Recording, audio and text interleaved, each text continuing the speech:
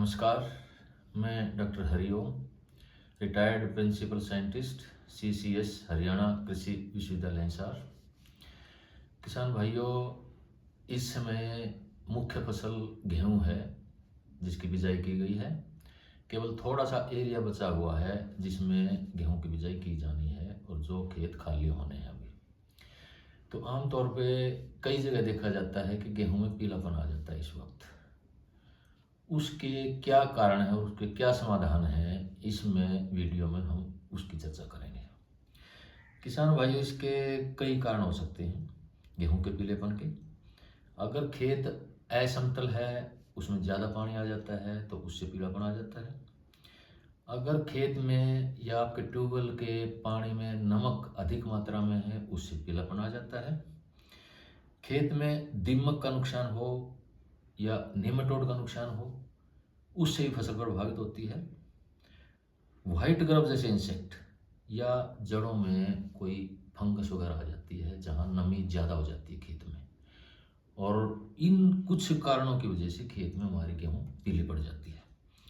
तो अब इनका समाधान प्राकृतिक खेती के हिसाब से क्या हो सकता है, उसके बारे में बताऊंगा आपको मैं। सबसे पहला है अधिक पानी खेत में आ जाना, क्योंकि ये लगभग जो खेत समतल नहीं होते हैं वहीं ज़्यादा समस्या आती है। तो इसमें आप पतला पानी दें और खेत को समतल अगर रखेंगे तो उसमें ये समस्या कम आएगी, और अधिक पानी भी ना दें। और पानी अगर अधिक दे दिया गया है तो उसको तुरंत निकाल दें खेत से। दूसरा कारण नमक का हो सकता है। अगर आपके खेत में या आपके जो अंडरग्राउंड वाटर है, जो ट्यूबवेल का पानी है, उसमें नमक की मात्रा अधिक हो। किसान भाइयों, आप सभी जानते हैं कि हरियाणा में लगभग 70% जो जमीन के नीचे पानी है उसमें नमक की मात्रा विद्यमान है। और नमक के बारे में थोड़ा सा बताऊंगा कि ये जो सबसे महत्वपूर्ण एस्पेक्ट है किसानों के लिए, कि अपने ट्यूबवेल का पानी 3-4 साल में ज़रूर भी टेस्ट करवाएं, क्योंकि इसकी वजह से आपकी फसल खराब हो जाती है, और जिसकी वजह से धान और गेहूं जैसी फसलों में भी कई कई तरह की दवाइयाँ, अब जब आप जाते हैं दवाई लेने के लिए तो कई कई 3-3 4-4 तरह की दवाइयाँ आपको डालनी पड़ती हैं। और पूरे डिस्ट्रिक्ट का ये मैंने हिसाब किताब किया है तो उसमें करोड़ों रुपए, अकेले कैथल डिस्ट्रिक्ट में करोड़ों रुपए की दवाइयाँ नमक की वजह से ही किसानों को डाल रहे हैं, जबकि नुकसान नमक का होता है।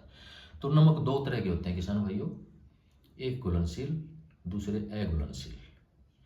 घुलनशील नमक पानी में घुल जाते हैं, अघुलनशील नमक पानी में नहीं घुलते हैं। घुलनशील नमक में क्लोराइड और सल्फेट के आयन अधिक मात्रा में रहते हैं, और अघुलनशील नमक में कार्बोनेट, बाइकार्बोनेट और ये सोडियम के कार्बोनेट और बाइकार्बोनेट अधिक होते हैं। सोडिसिटी हो जाती है, पीएच बढ़ जाती है खेत की। जो घुलनशील नमक हैं जिनमें क्लोराइड और सल्फेट होते हैं, इसमें ईसी बढ़ जाती है खेत की। और इसके बारे में, नमक के बारे में मैंने 13 शायद वीडियो 14 नंबर वीडियो में कि नमक का कैसे हम निदान कर सकते हैं और क्या क्या समस्याएं होती हैं, कितने प्रकार के नमक होते हैं, तो 14 नंबर वीडियो में इसका मैंने वर्णन पूरी तरह से कर दिया है। तो इसमें देखेंगे कि आप घुलनशील नमक अगर खेत में है, यानी कि क्लोराइड और सल्फेट अगर ज़्यादा है, तो उसमें आप वही काम करें जो मैंने आपको बताया है कि पतला पानी दें, खेत को समतल रखें और अधिक पानी ना दें, और अगर अधिक पानी खड़ा हो गया तो उसको खेत से बाहर निकाल दें। अब जो अघुलनशील नमक हैं जिनमें सोडियम के कार्बोनेट और बाइकार्बोनेट हैं, इनका इलाज जिप्सम से हो सकता है। इसके लिए जब आप टेस्ट करवाएंगे पानी को भी और ज़मीन को भी, तो उसमें जिप्सम रिक्वायरमेंट आ जाती है। और अगर पानी में नमक है, क्योंकि पानी से ही खेत में जाते हैं, इसलिए पानी का टेस्ट बहुत ज़रूरी होता है। तो अगर पानी में नमक है तो टेस्ट में आ जाता है कि प्रति सिंचाई आपको खेत में कितना जिप्सम देना है, उसके हिसाब से, उस रिक्वायरमेंट के हिसाब से खेत में जिप्सम डाल दिया जाता है। और अब इसमें आमतौर पर देखा जाता है कि पहला पानी देने के बाद फसल में पीलापन आ जाता है। तो इसको कैसे आप डाल सकते हैं? जिप्सम में 2 तत्व होते हैं, कैल्शियम और सल्फर, कैल्शियम सल्फेट होता है ये। तो एक तो ये है इसका इलाज कि आप पानी देने से पहले 3-4 बैग जिप्सम के खेत में बुरका दें और खेत में पतला सा पानी दे दें। और दूसरा इसका इलाज ये हो सकता है कि जो आपका पानी जाता है सिंचाई का, जो उसकी अवधि में या चबूचा जो होता है, उसमें 3-4 बैग जिप्सम के डाल के एक एक करके सुराख करके उसमें डालते रहें और वो पानी के साथ बह करके खेत में चला जाता है। अब कुछ किसान भाई कैल्शियम के नाम पर, सल्फर के नाम पर इनको खरीद के अलग से खेत में डालते हैं और लगभग 3 से 4 किलो जिप्सम खेत में अप्लाई करते हैं, जो 300-400 रुपये से कम नहीं पड़ता है। तो इसमें जो आप अगर 2 बैग भी जिप्सम के डालते हैं, 100 किलो जिप्सम डालते हैं, तो उसमें लगभग 20 से 25 किलो सल्फर अपने आप खेत में चला जाता है और इसके साथ साथ कैल्शियम भी खेत में चला जाता है। तो इसमें जहाँ नमक होते हैं तो उसमें जो सोडिसिटी होती है, सोडियम होता है, उसमें कैल्शियम भी इसमें होने की वजह से उसमें भी एक सुधार अच्छा मिलता है, तो गेहूँ की एक बढ़वार भी अच्छी होने लगती है। अब इससे अगला कारण हो सकता है दीमक। देखिए, दीमक जो रेतीली ज़मीनें हैं उसमें समस्या ज़्यादा पाई जाती है, जबकि कोई भी ज़मीन हो दीमक नुकसान कर देती है, लेकिन आमतौर पे प्राकृतिक खेती में दीमक नहीं आती है, इसे फ्रेंडली इंसेक्ट माना जाता है। और इसमें फिर भी आती है तो इसका इलाज मैं आगे आपको बताऊंगा कि सभी कीटों का इलाज किस तरह से प्राकृतिक खेती में होता है। इसके अलावा निमेटोड, जो विशेष तौर पे जो आपकी रेतीली ज़मीनें हैं, जैसे आपका साउथ हरियाणा है या राजस्थान जैसा एरिया है, कच्छ भुज गुजरात जैसा एरिया है, इनमें निमेटोड की समस्या ज़्यादा आ जाती है। निमेटोड में जड़ों पे छोटी छोटी गांठें बन जाती हैं, कि जाड़ सा बन जाता है और जिससे खेत की बढ़वार जो है, फसल की बढ़वार प्रभावित होती है, वो बढ़ नहीं पाती है और ऊंचे से बढ़ने लग जाते हैं। इसके अतिरिक्त एक इंसेक्ट और आ जाता है, व्हाइट ग्रब। ये सफ़ेद लट होती है और कई फसलों में आ जाती है ये, जैसे आपका गेहूँ है, गन्ना है, मूंगफली है और यहाँ तक के जो बागवानी क्षेत्र हैं या जो आपके लांस, घास के लांस उनमें पानी देते हैं, उनमें भी आ जाता है, तो उसका भी नुकसान हो सकता है। इसके अतिरिक्त जहाँ हम नमी ज़्यादा रहती है तो वहाँ जड़ों के पास फंगस भी आ जाती है जो उनको नुकसान करती है। तो ये कई तरह की जो बीमारियां हैं, इनकी वजह से बीमारी या जो भी कारण है, कारक है, इनकी वजह से गेहूँ आपकी पीली पड़ सकती है। तो इनका आप निदान किस तरह से हम प्राकृतिक खेती में कर सकते हैं वो बताता हूं मैं। तो एक तो ये है कि जब पानी का मैंने बता दिया आपको, नमक का सॉल्यूशन आपको बता दिया, अब आके जो दूसरे मैंने कारण बताए हैं उनके लिए भी और जनरल रिकमेंडेशन प्राकृतिक खेती में क्या हो सकती है कि जब आप खेत में पानी लगाते हैं, पानी के साथ 1 से 2 ड्रम, हो सके तो 2 ड्रम, यानी कि 400 से 500 लीटर जीवामृत पानी के साथ ही दें। इसके साथ साथ जीवामृत का ही स्प्रे भी करें फसल के ऊपर। ये रहेगा आपका 1 से 1.5 लीटर एक टंकी में डाल के स्प्रे करें। इसके अतिरिक्त जो पीलेपन का एक और कारण मैं नहीं बता पाया, वो हो सकता है जिंक की कमी। खेत में जिंक की कमी हो सकती है, तो जिंक की कमी अगर खेत में है तो आप जिंक सल्फेट लें 21% वाला, उसकी 100 लीटर में 500 लीटर, 100 लीटर जीवामृत में 500 ग्राम जिंक सल्फेट 21% वाला, और 200 लीटर अगर जीवामृत का स्प्रे करते हैं तो 1 किलो जिंक सल्फेट का स्प्रे करें, तो उससे गेहूं का पीलापन दूर हो जाएगा और जिंक की कमी भी दूर हो जाएगी। अगर जिंक की ज़्यादा कमी है तो आप इसका स्प्रे 10-12 दिन के बाद दोहरा भी सकते हैं। और जब भी आपको खेत में पीलापन नजर आता है तो जीवामृत का स्प्रे उसमें करते रहें और बीच में एक आध बार खट्टी लस्सी का भी स्प्रे करें। और इसका जब भी महीने में आपको 2 से 3 बार भी आप जीवामृत का स्प्रे कर सकते हैं, जब भी फसल में आपको पीलापन नजर आता है, तो उसमें आपकी फसल अच्छी रहेगी। अब ये बात जो आगे इंसेक्ट्स की मैंने बताई या फंगस की आपको बताई, जिनकी वजह से गेहूं की फसल प्रभावित हो जाती है, तो इसमें देखिए जो आप प्राकृतिक खेती में जीवामृत और घन जीवामृत जैसे इनपुट्स डालते हैं, तो ये रिसर्च स्टडीज छपी हुई हैं आंध्र प्रदेश, तेलंगाना और दूसरे जगह पर भी, जब वैज्ञानिकों ने किसानों के खेतों पर जाकर जीवामृत और घन जीवामृत के सैंपल लिए और उनमें जो लाभदायक जीवाणु हैं उनकी जो प्रेजेंस है उनको चेक किया, तो उनमें पाया गया कि जो लाभ देने वाले जीवाणु हैं, उदाहरण के तौर पे ट्राइकोडर्मा है, स्यूडोमोनास है, बेसिलस, मेटाराइजियम, बवेरिया, ये इस तरह के सभी जीवाणु उसमें जीवामृत और घन जीवामृत में प्रेजेंट मिले। और प्राकृतिक खेती में कुदरती ये अपने जब जीवामृत अप्लाई करते हैं, घन जीवामृत अप्लाई करते हैं, तो अपने आप ही खेत में चले जाते हैं। और जो जमीन का जो नेचुरल बायोटा है, जमीन के अंदर भी विद्यमान होते हैं, उनको हम एक बायोस्टिमुलेंट के तौर पर जब जीवामृत घन जीवामृत देते हैं तो उनकी ग्रोथ भी, जमीन में पड़े हुए हैं उनकी ग्रोथ भी अपने आप बढ़ने लग जाती है।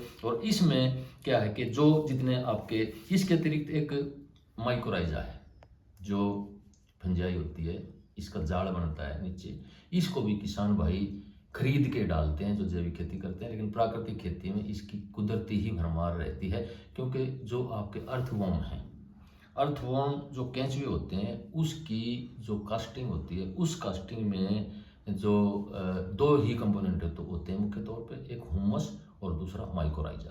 तो जहाँ भी प्राकृतिक खेती होती है, माइकोराइजा अपने आप ही खेत में भरपूर रहती है, तो इसकी भी डालने की जरूरत नहीं होती है। और माइकोराइजा को किसान कहता है कि ये हनुमान होता है पौधे का, किसान का हनुमान बोलते हैं इसको, कि ये एक तरह से पौधे को कवच प्रदान कर देता है। किसी भी तरह का बायोटिक, एबायोटिक, कीड़े, बीमारियां और किसी भी तरह का नमक की समस्या है, पानी की कमी है, तो हर तरह से पौधे की मदद कर देता है।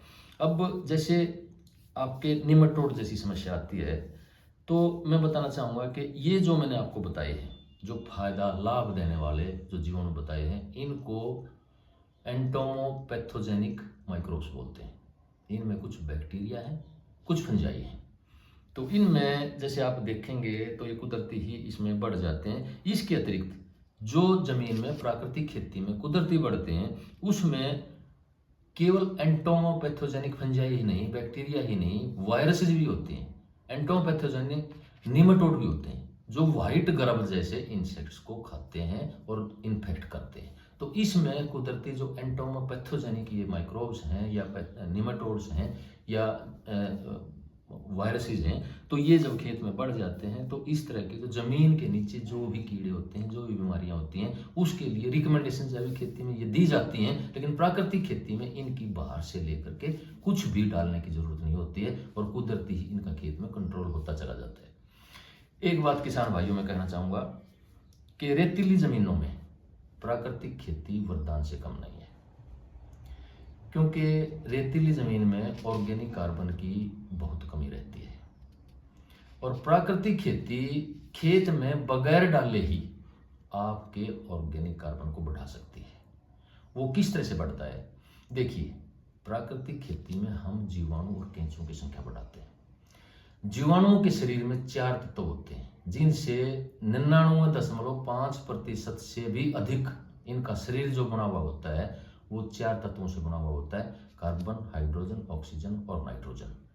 तो ये सूक्ष्म जीवाणु चारों तत्वों को वातावरण से ले लेते हैं, क्योंकि वातावरण में नाइट्रोजन भी भरपूर 78% होती है। तो इनको बाहर से नाइट्रोजन की भी जरूरत नहीं पड़ती है। जैसे हमारे पौधे होते हैं, वो नाइट्रोजन अपना खुद नहीं बना सकते हैं या नहीं ले सकते हैं, उनको जमीन से ही नाइट्रोजन लेना पड़ता है। जबकि उनका शरीर भी लगभग 99% जो 3 तत्व होते हैं, कार्बन, हाइड्रोजन, ऑक्सीजन, इनसे बना हुआ होता है। लेकिन जीवाणुओं में एक नाइट्रोजन भी होता है, और जो जीवाणु लगभग चारों तत्वों को वातावरण से ही ले लेते हैं। इनको किसी खुराक की जरूरत नहीं पड़ती है जो आपको खेत में डालना पड़े। जैसे आप गोबर की खाद डालते हैं, केंचुए की खाद डालते हैं या कंपोस्ट डालते हैं, तो उसमें आपको कुछ भी डालने की जरूरत नहीं पड़ती है। केवल प्राकृतिक खेती में अगर आप प्लास्टिक, जैसे रेतीली जमीनें हैं, तो आप उन जमीनों में प्लास्टिक मल्च का प्रयोग करते हैं, ड्रिप इरिगेशन का प्रयोग करते हैं। सिर्फ इतना करें कि उसमें ड्रिप इरिगेशन के साथ आप जीवामृत का प्रयोग करें।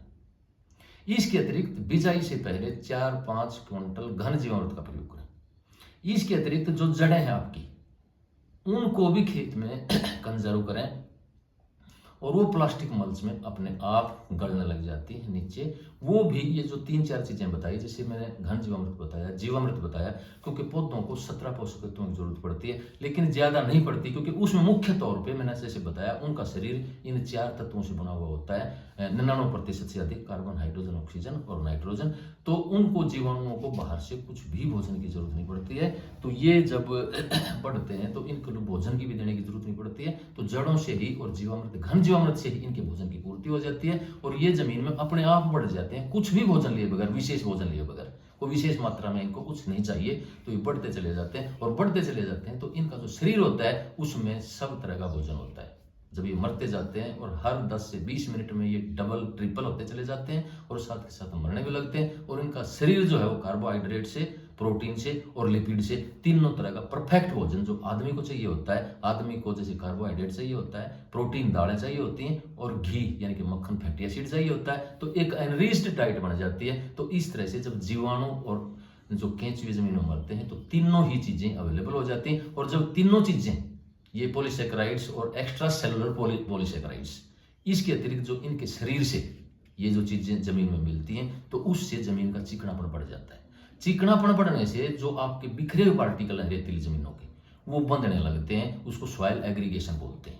तो उसका जब ये बढ़ते हैं तो आपकी दानेदार होने लग जाती है जमीन, और जमीन का रंग भी बदलने लग जाता है, हुमस का रंग आने लग जाता है। जैसे ग्रे, जैसे आप काला रंग एक गोबर की खाद का होता है, हुमस का होता है, तो जमीन का वो रंग अपने आप पलटने लग जाता है। तो धीरे धीरे उसकी भी ताकत ऑर्गेनिक कार्बन बढ़ने लग जाता है। और जो लाभदायक जीवाणु जैसे मैंने बताए प्राकृतिक खेती में, इन सब की ही भरपूर मात्रा में एक मल्टीप्लिकेशन होने लग जाती है। और किसी भी तरह की समस्या आती है, किसी भी तरह की, चाहे आपकी कम पीएच है चाहे आपकी ज्यादा पीएच है, तो उसमें ये जीवाणु भरपूर फायदा करते हैं। और इसके अतिरिक्त में इनकी जो वर्किंग है जीवाणुओं की, कि किस तरह से बढ़ते हैं और किस तरह से जो हवा वाले जीवाणु बढ़ते हैं और बिना हवा वाले जीवाणु बढ़ते हैं, और किस तरह से वो जमीन का ऑर्गेनिक कार्बन बढ़ाते हैं, तो ये मैंने 7, 8 और 11 नंबर वीडियो में इसका पूरी तरह से डिटेल में वर्णन कर दिया है। धन्यवाद।